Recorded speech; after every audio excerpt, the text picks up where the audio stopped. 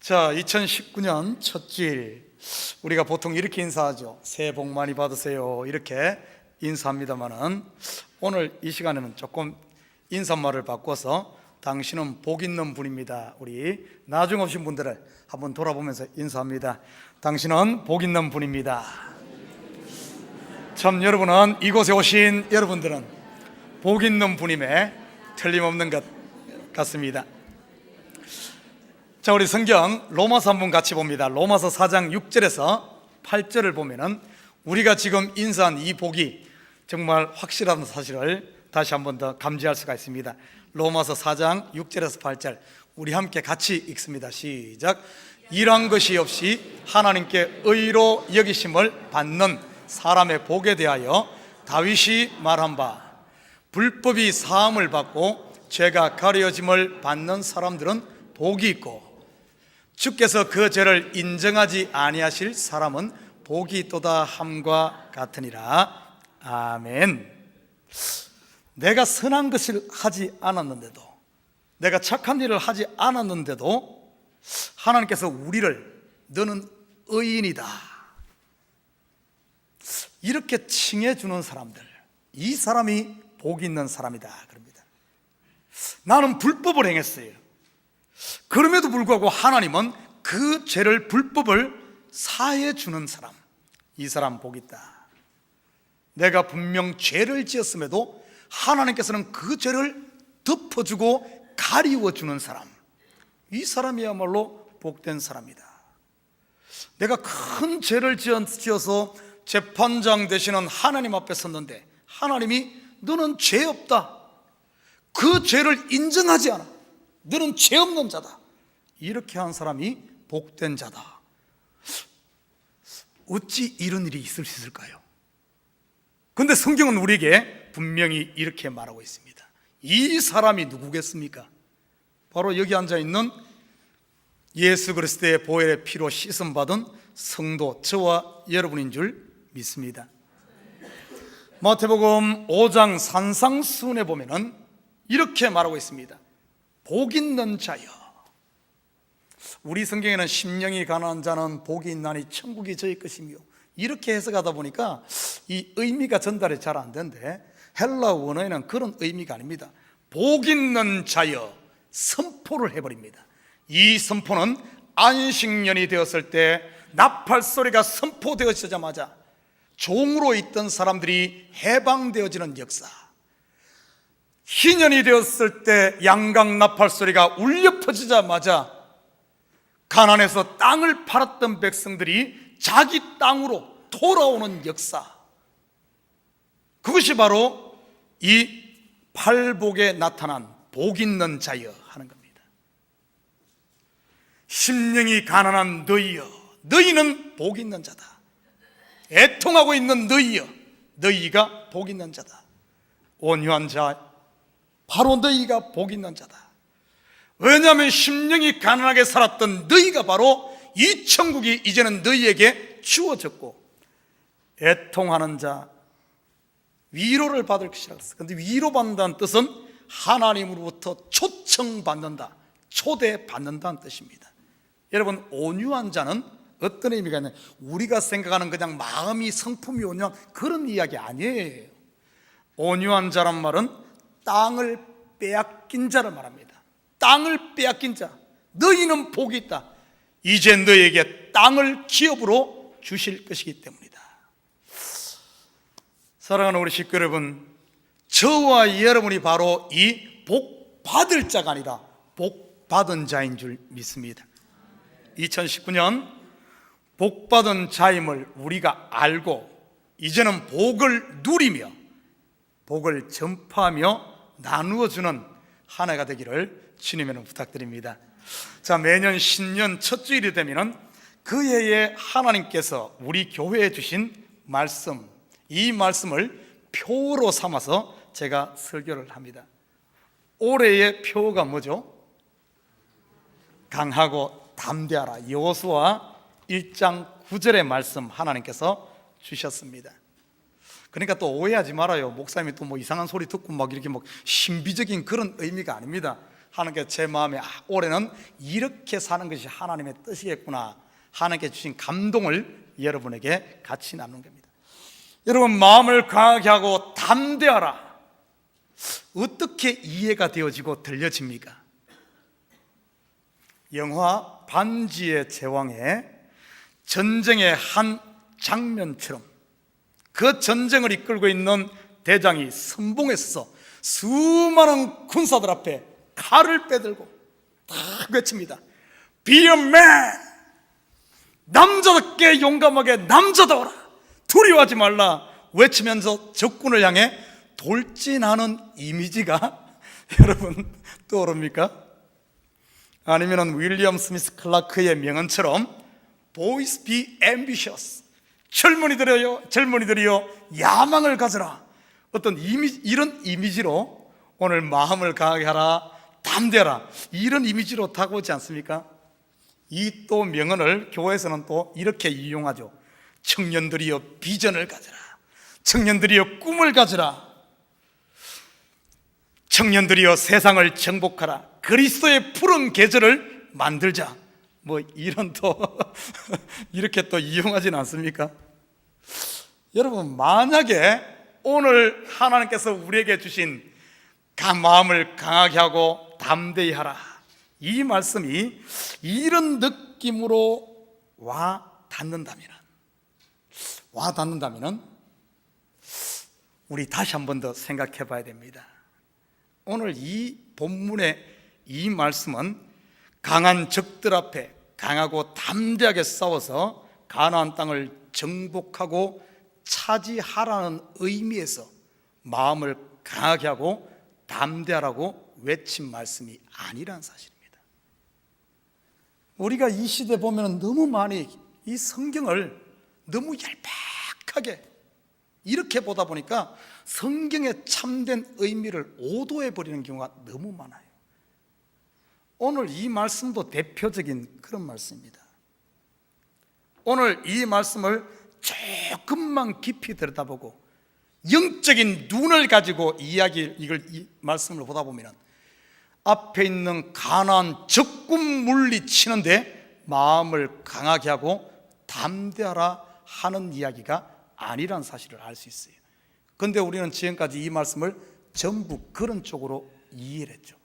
그러다 보니까 이 말씀을 적용해서 세상을 정복하자, 아무튼 문제를 넘어가자, 말 안 듣는 사람을 더 까부수자, 이런 쪽으로 자꾸 엉뚱하게 얘기했는데 그 이야기가 아니에요.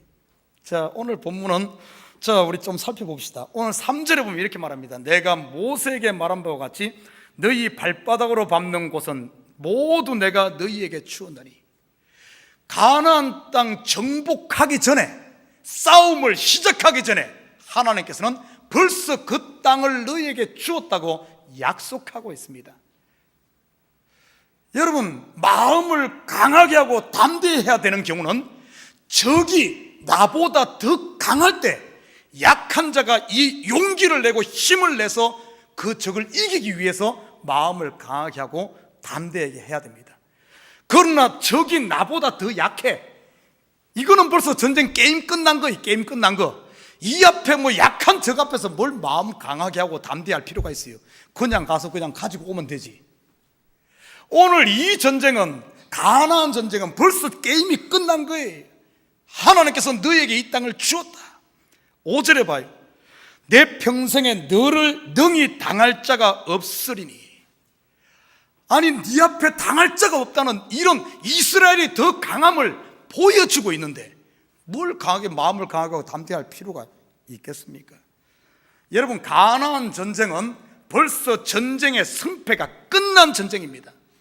이 전쟁은 그냥 가서 탈취하고 탈취물을 그냥 나누면 되는 이런 전쟁입니다.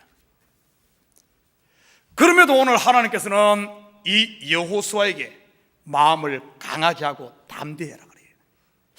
그러면 무엇에 대해서 마음을 강하게 하고 담대하라는가? 적 앞에 마음을 강하게 하고 담대하라 그런 것이 아니라면 무엇에 대해 말씀하고 있는가? 오늘 이것을 캐치하지 못하면 성경을 이해할 수가 없어요. 자, 우리 7절과 8절로 한번 가서 우리 무엇에 대해서 마음을 강하게 하고 담대하라 그런지 같이 한번 읽습니다. 여호수아 1장 7절 시작. 오직 강하고 극히 담대하여 나의 종 모세가 내게 명령한 그 율법을 다 지켜 행하고 우로나 좌로나 치우치지 말라. 그리하면 어디로 가든지 형통하리니. 자, 8절 다시 한 번 더 집중해서 읽습니다. 시작. 이 율법책을 내 입에서 떠나지 말게 하며 주야로 그것을 묵상하여 그 안에 기록된 대로 다 지켜 행하라. 그리하면 내 길이 평탄하게 될 것이며 내가 형통하리라. 여러분, 두 절을 가만히 보면 무엇에 대해서 마음을 강하고 담대하라 그럽니까? 가난한 적에 대해서 말하는 거예요? 누구의 무엇에 대해서 말합니까? 오늘 가만히 이 내분을 깊이 묵상해 보면은 율법책을 읽고 하나님 말씀 앞에, 율법 앞에 마음을 강하게 하고 담대하라 그럽니다. 여러분 지금 막 헷갈릴 거예요. 무슨 소리냐, 이해가 전혀 안 되고 머리가 뭐 폭탄 맞은 것처럼 헷갈릴 겁니다. 자 봐요. 자, 이 율법, 창세기에서는 율법이 무엇으로 등장했습니까? 선악과로 등장했죠. 우리 성경 한번 찾아볼까요? 로마서 3장 20절 율법이 왜 주어졌는지 같이 읽습니다. 시작. 그러므로 율법의 행위로 그의 앞에 의롭다 하심을 얻을 육체가 없나니 율법으로는 죄를 깨달음이니라. 율법을 주신 목적이 뭐예요? 우리 속에 숨어있는 죄를 드러내기 위해서 준 것이지 이 율법 지켜서 너희가 의인되라고 준 것이 아니란 사실을 알아야 됩니다. 창세기의 율법으로 등장한 것이 선악과라 그랬어요. 선악과를 딱 따먹고 나니까 어떤 일이 일어납니까? 내가 벌거벗고 있다는 내 속의 죄가, 수치가 다 드러납니다. 여러분, 내 속의 수치가 드러났을 때 이 아담과 하와가 이 수치 앞에 마음을 강하게 하고 담대히 하고 스탠드 스틸 그 앞에 서 있었다면 어떤 역사가 일어났겠습니까? 하나님이 찾아와서 그 죄를 덮어주었을 겁니다. 그래서 그는 하나님의 구원을 경험했을 거예요. 그런데 아담과 하와는 그 말씀 앞에, 율법 앞에 자기 죄가 드러났을 때 어떤 일을 범했습니까? 그건 나중 이야기고 숨었습니다. 나무 뒤로 딱 숨어버렸습니다. 스탠드 스틸, 그 자리에 서 있지 못하고 숨어버린 역사가 일어났습니다. 이 똑같은 그림이 율법이 이스라엘에게 주어졌어요. 그들의 죄가 폭로되었습니다. 그런데 어떤 일이 일어납니까? 이 사람들 자기 마음속으로 싹 숨어버리면서 그 자리에 서 있지 못하고 요동하며 숨어버리고 자기를 속이며 자기가 의인인 척 해버리는 역사가 일어났죠. 똑같은 그림이 이스라엘 백성들, 출애굽한 이스라엘 백성들 광야 40년 동안 분명히 그들을 이끈 분은 불기둥과 구름기둥으로 이끈 하나님입니다. 하나님께서 그들을 이끌고 갑니다. 3일길을 이끌고 가. 그러면서 그들 속에 물없음이 폭로되어지죠. 여러분, 광야 40년도 똑같은 이야기입니다. 율법을 그들에게 준 거예요. 율법을 통해서 그들의 죄가 드러나 나는 물 없는 존재요, 나는 양식 없는 존재요, 나는 스스로 설 수 없는 존재요. 그 앞에 스탠드 스틸, 마음을 강하게 하고 담대히 서 있어야 되는데 이들이 어떻게 됩니까? 요동해버리죠. 그러면서 하나님을 불평하고 원망해버립니다. 그러니까 하나님의 구원을 체험하지 못하죠. 여러분, 신약으로 가볼까요? 오순절 성령이 강림했습니다. 베드로가 그 성령 충만하여 하나님의 말씀을 외치죠. 하나님 말씀 앞에 선, 율법 앞에 선, 복음 앞에 선 그 백성들, 자기의 죄가 다 폭로되어집니다. 그런데 오순절 다락방에 성령 받은 베드로의 설교를 들은 그 신약 백성들은 마음을 강하게 하고 담대히 하고 나무 뒤로 숨지도 않고 성으로 숨지도 않고 그들은 그 앞에 stand still 서 있습니다. 그 말씀 앞에 베드로에게 이렇게 외칩니다. 우리가 의할 거, 우리가 어찌할 거. 그때 어떤 역사가 일어납니까? 주 예수 그리스도의 이름으로 세례를 받고 회개하고 세례받고 그들이 구원 얻는, 하나님의 성령이 그들에게 임하는 하나님의 구원을 경험하는 놀라운 역사가 일어난 사실을 볼 수가 있습니다. 여러분, 지금 오늘 보면 마음을 강하게 하고 담대하라 하는 것은 가난한 적군 앞에 그러는 것이 아니라 하나님의 말씀 앞에, 율법 앞에 앞으로 너희의 모든 것들이 폭로되어질 텐데 나무 뒤로 숨지 말고 성으로 숨지 말고 네 마음속으로 숨지 말고 도망가지 말고 말씀 앞에 딱 서 있으란 거예요. 그러면은 너희의 눈이 열려 하나님의 덮으신 구원을 경험할 거라는 지금 그 이야기를 해주고 있는 겁니다.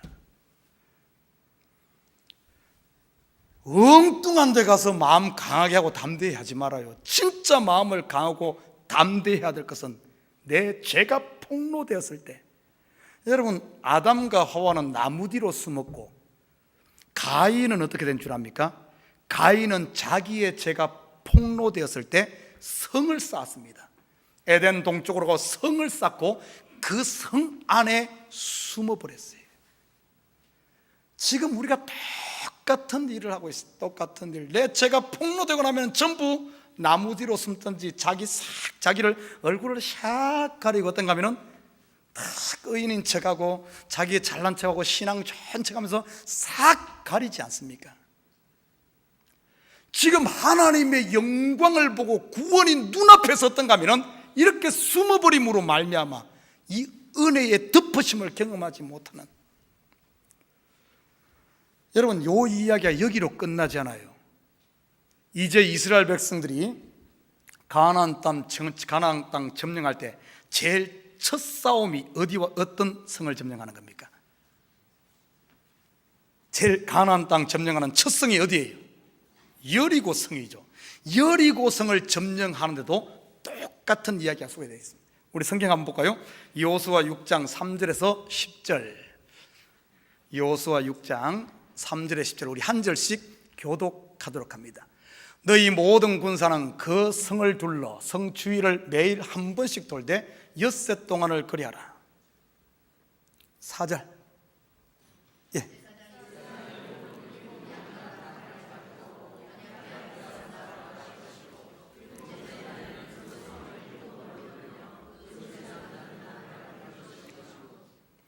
제사장들이 양각나팔을 길게 불어 그 나팔 소리가 너희에게 들릴 때는 백성은 다 큰 소리로 외쳐 부를 것이라. 그리하면 그 성벽이 무너져 내리리니 백성은 각기 앞으로 올라갈지니라 하시매.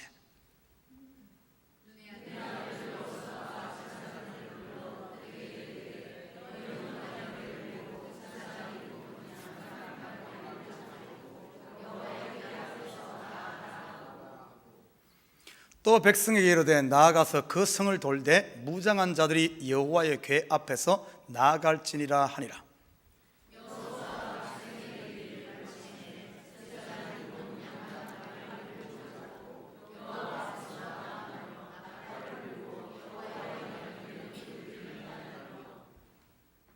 그 무장한 자들은 나팔 부는 제사장들 앞에서 행진하며 후구는 궤 뒤를 따르고 제사장들은 나팔을 불며 행진하더라.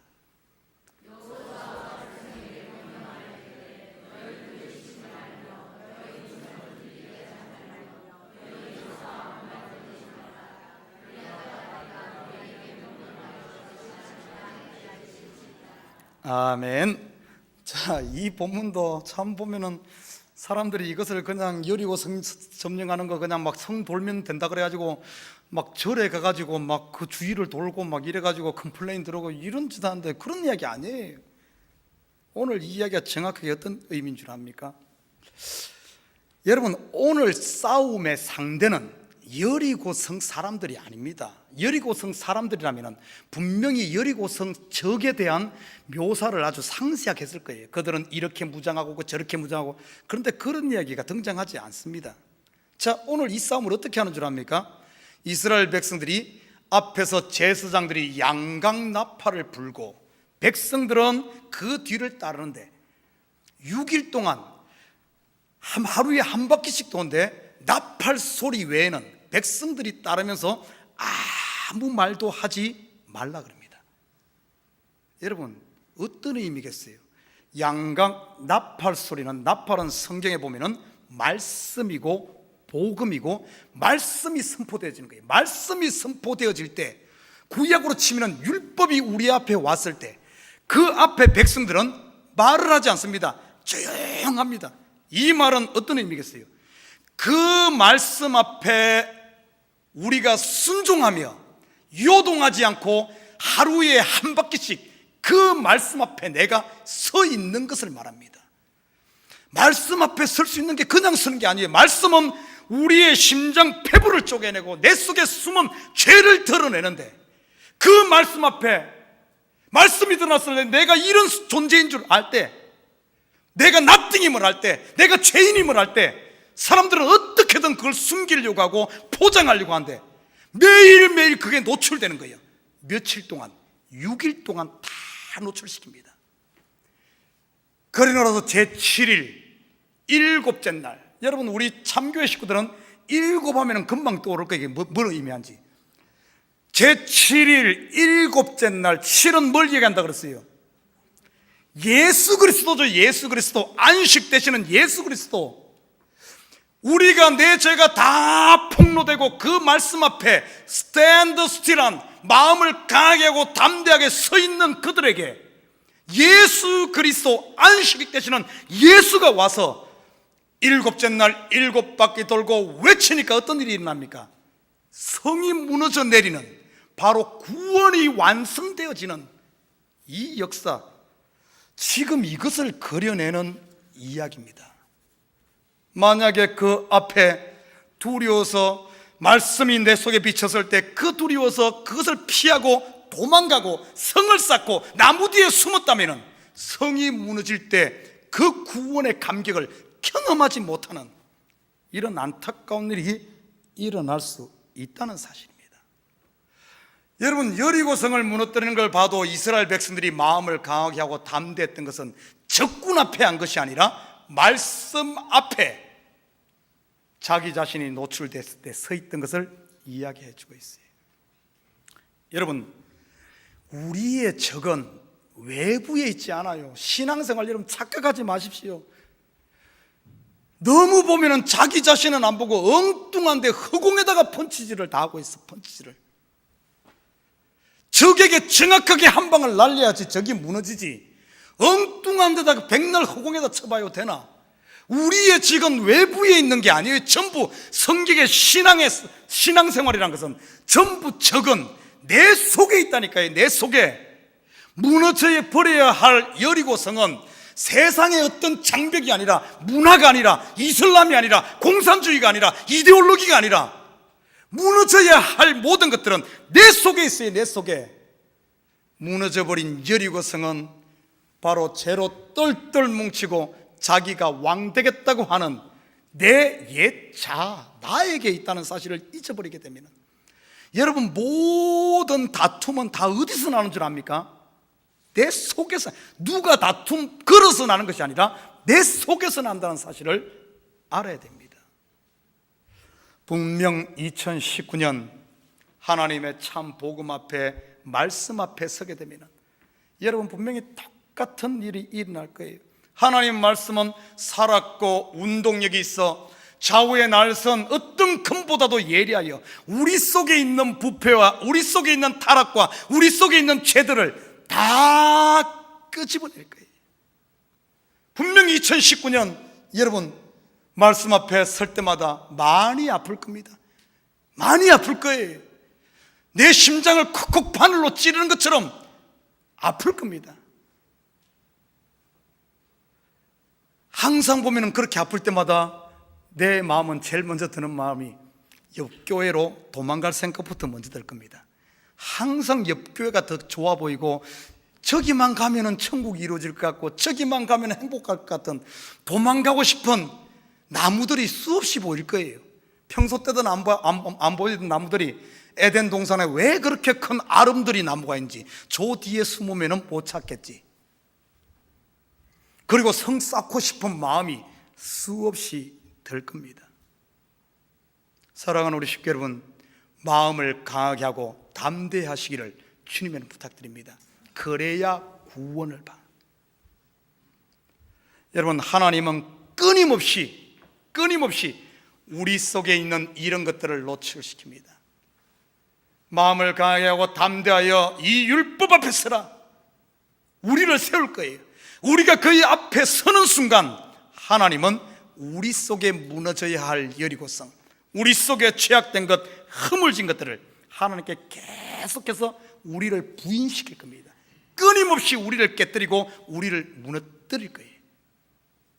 왜 그런 줄 압니까? 이런 것들이 무너져야 하늘로부터 하늘의 의 그리스도를 볼 수 있기 때문에. 성경에 보면은 하나님께서 믿음의 조상 아브라함도 끊임없이, 여러분 우리가 부인하는 것 같지만 우리가 부인하는 것 아니에요. 하나님이 나를 부인시킵니다. 믿음의 조상 아브라함을 하나님께서 어떻게 부인시키는가 보십시오. 로마서 4장 1절에 3절 우리 같이 한번 볼까요? 로마서 4장 1절부터 3절 같이 읽습니다. 시작. 그런즉 육신으로 우리 조상인 아브라함이 무엇을 얻었다 하리요? 만일 아브라함이 행위로서 의롭다 하심을 받았으면 자랑할 것이 있으려니와 하나님 앞에서는 없느니라. 성경이 무엇을 말하느냐? 아브라함이 하나님을 믿음에 그것이 그에게 의로 여겨진 바 되었느니라. 아브라함이 행위로 그가 했던 그 모든 것들 하나님께서는 부인해버립니다. 다 깨뜨려버립니다. 만약에 아브라함이 그의 행위로 하나님 앞에 의인되고 의롭다 함을 얻었다면 자랑할 것이 있지만 아니란 거예요. 그래서 아브라함의 행위, 자기가 자랑하고 싶은 것들 다 계속해서 보면은 아브라함이 부인을 2번씩이나 모른다고 팔아먹기도 하고, 그리고 어떤가 하면은 여종 하갈에게서 어떻게 보면은 이스마엘도 낳기도 하고, 아브라함의 행동을 보면은 하나하나가 하나님 앞에 의라고 말할 수 있는 선한 것이라고는 요만큼도 없어. 그런데 하나님은 그것을 다 폭로시키고, 아브라함은 아무것도 없고 죽은 것과 같은 소망이 없는데도 불구하고 하나님께서 그를 통하여 하나님의 뜻을 이루는 믿음의 조상 만드는 것을 통해서 하나님께서 아브라함을 의인 만든 거지, 아브라함 스스로 의인되지 않았음을 다 폭로시키며 아브라함이 자랑할 것을 다 무너뜨리는 사실을 보게 됩니다. 그뿐만 아니에요. 여러분, 다윗 하면은 이스라엘의 성군이요, 하나님과 아주 밀접한 관계로 하나님 마음에 합한 자라고 어떻게 보면은 그렇게 인정받은 사람 아닙니까? 그런데도 하나님께서는 아브라함의 이런 자기 의는 다 폭로시키고 무너뜨립니다.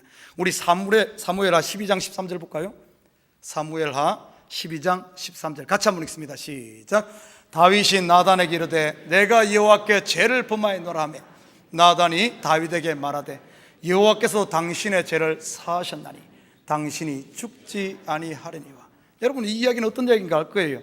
다윗의 인생 중에 정말 어떻게 보면 안 해야 될 그런 죄를 짓고, 거기다가 또 어떻게 보면 살인까지 저지르고 하나님 앞에 꼭꼭 숨겼지만 하나님께서는 그의 아브라함의 그런 것들을 다 폭로시키잖아요. 아브라함이 하나님 앞에 의인되고, 아니죠, 다윗이 의인되고 다윗이 하나님 앞에 성군으로 설 수 있었던 것은 다윗이 무엇을 해서가 아니라 전적으로 하나님의 은혜로 말미암아 덮어줌으로 말미암아 되었음을 이렇게 폭로시키고 있습니다. 여러분, 욥의 이야기도 한번 볼까요? 욥을 보면은 욥 1장에 보면은 얼마나 욥의 신앙이 아주 뜨겁고 확실한지 모릅니다. 자식들을 위해 잔치 한번 베풀고 나면 혹시나 범죄했을까 싶어서 제사를 지내고, 그뿐만이 아니에요. 하나님께서 뭡니까? 사단에게 허락해서 사단이 이 욥의 모든 재산 가지고 가니까 욥이 어떻게 고백합니까? 주신 자도 여호와시요 취하신 자도 여호와시니 여호와의 이름만 영광 받으실 줄아. 이야, 욥의 신앙 1등 같죠? 근데 조금만 더 들어가 볼까요? 욥의 새 친구가 와서 욥의 이 속을 살살 긁어버립니다. 살살 긁으니까 욥이 어떻게 됩니까? 자기 속에 있는 거 다 드러나. 그래 나중에 가서는 뭘 저주한 줄 알아요? 내가 태어나지 않았다면 나를 태어나게 해가지고 이 개고생 시킨다고, 누가 나를 태어나게 했어 하며 자기의 속 타들어. 여러분, 욥의 이야기가 뭔 이야기인 줄 압니까? 욥의 모습은 율법으로, 앞부분은 욥이 율법으로 그만큼 의롭게 된 것 같고 그렇게 한까지만은 하나님은 욥을 이 말씀 앞에, 율법 앞에 세웁니다. 근데 욥이 잘한 것은 마음을 강하게 하고 담대하여 자기의 수치가 다 드러나고 자기의 실체, 나는 먼지구나, 나는 나띵이구나 하는 이런 것이 다 드러났음에도 불구하고 욥이 나무 뒤로 숨지 않고 성을 쌓고 자기 속에 숨지 아니하고 그냥 그 자리에 서 있었습니다. 그 자리에 서 있었어요. 오늘 하나님께서 우리에게 요구하시는 것이, 여호수아에게 요구하시는 것이, 이 율법책을 내 입에서 떠나지 않고 그 율법책 말씀 앞에서 마음을 강하게 하고 담대하게 서 있으라. 이렇게 서 있을 때만 어떤 역사가 일어나는 줄 압니까? 욥기서 40장 3절에서 4절 한번 봅니다. 같이 읽습니다. 시작. 욥이 여호와께 대답하여 이르되 보소서, 나는 비천하오니 무엇이라 주께 대답하리까? 손으로 내 입을 가릴 뿐이로소이다. 어디서 많이 본 소리죠? 아까 여리고성 앞에 이스라엘 백성들 입을 탁 닫고 조용히 나팔 소리만 듣고 입을 닫고 있었던 이 이스라엘 백성들, 하나님의 율법 앞에, 하나님 말씀 앞에 입을 가리고 서 있는 오늘 욥의 모습, 2019년도 하나님의 복음 앞에 내 죄가 노출되었을 때 그 앞에 도망가지 않고 스탠드 스틸 서 있는 우리 성도의 모습들을 보여주고 있는 겁니다. 그러면서 욥기 42장 3절에서 5절 봐요. 같이 한번 읽습니다. 시작. 무지한 말로 이치를 가리는 자가 누구니까? 나는 깨닫지도 못한 일을 말하였고 스스로 알 수도 없고 헤아리기도 어려운 일을 말하였나이다. 내가 말하겠사오니 주는 들으시고 내가 주께 묻겠사오니 주여 내게 알게 하옵소서. 내가 주께 대하여 귀로 듣기만 하였사오니 이제는 눈으로 주를 배움나이다. 하나님의 율법 앞에, 하나님 말씀 앞에 끝까지 서 있었던 이 욥, 이제는 율법 신앙이 아니라, 귀로만 듣는 신앙이 아니라 이제는 하나님의 덮으심, 하나님의 은혜, 그리스도의 이 죄사함의 이 역사, 이제는 눈으로 하나님을 보는 은혜 신앙을 회복한 사실을 이렇게 그려주고 있어요. 사랑하는 우리 성도 여러분, 2019년 하나님께서 우리에게 말씀하십니다. 마음을 강하게 하고 담대히 하라. 분명 여러분 주일날 올 때마다, 성경을 읽을 때마다 하나님의 말씀이 여러분을 폭로시키고 내 속에 있는 죄를 드러내고 나의 실체, 먼지, 아담, 흙임을 하나님께서 분명 노출시킬 거예요. 그럴 때마다 내 육신의 생각은 다른 데를 기웃기웃할지 몰라요. 마음을 강하게 하고 담대히 하시기를 주님으로 부탁드립니다. 요동하지 말고 서 있으시길 바랍니다. 내 죄가 폭로된 그곳에, 7 귀신 들린 마리아가 자기의 죄가 폭로된 그곳에, 사마리아 여인 죄가 폭로된 그곳에, 간음하다 잡힌 여성 폭로된 그곳에, 삭개오 자기의 죄가 폭로된 그곳에 스탠드 스틸 서 있더니만 예수님이 찾아와서 따라 내 믿음이 너를 구해놨으니 평안히 가라. 삭개오를 덮으시고 마리아를 덮으시고 우리의 죄를 덮으시는 하나님의 구원의 은혜를 경험한 줄 믿습니다. 왜 하나님이 그러면 우리를 이렇게 폭로시키며 덮으며 만들어 가는가? 왜 이렇게 하시는가? 이유가 단 하나입니다. 우리 결론적으로 아가서 4장 7절 한번 볼까요? 아가서 4장 7절 같이 있습니다. 시작. 나의 사랑, 나의 의역보고 아무 흠이 없구나. 아가서는 전부터가 뭔 이야기죠? 신부 만드는 이야기. 하나님이 우리를 나의 사랑 너는 어여쁘고 어여쁘다, 너는 아무 흠이 없구나. 우리 속에 있는 죄들을, 우리 속에 있는 허물들을 다 골라내서, 바늘만한 것 하나만이라도 다 골라내서 우리를 그리스도의 신부, 그리스도는 흠이 없는 자잖아요. 흠이 없는 그리스도의 신부가 되어서는 흠이 없어야죠. 그래서 그 흠없는 신부로 만들기 위해서 우리를 폭로시키는 거예요. 그리고는 아주 금과 은과 보석으로 흠없이 우리를 만들어서 어여쁘고 어여쁘다, 어여쁘고 어여쁘다, 너는 이렇게 흠이 없는 자구나. 나와 함께 이제는 결혼하여 나와 함께 하늘의 그 영화를 누리자. 그 그리스도의 신방으로 우리를 인도하기 위해서 이 한 해도 우리를 말씀 앞에 세울 거예요. 사랑하는 우리 식구 여러분, 이 한 해도 마음을 강하게 하고 담대히 하여 말씀 앞에 굳건하게 서 그리스도의 덮으심을 경험하는, 덮으심을 체험하는 한 해가 되기를 주님을 부탁드립니다.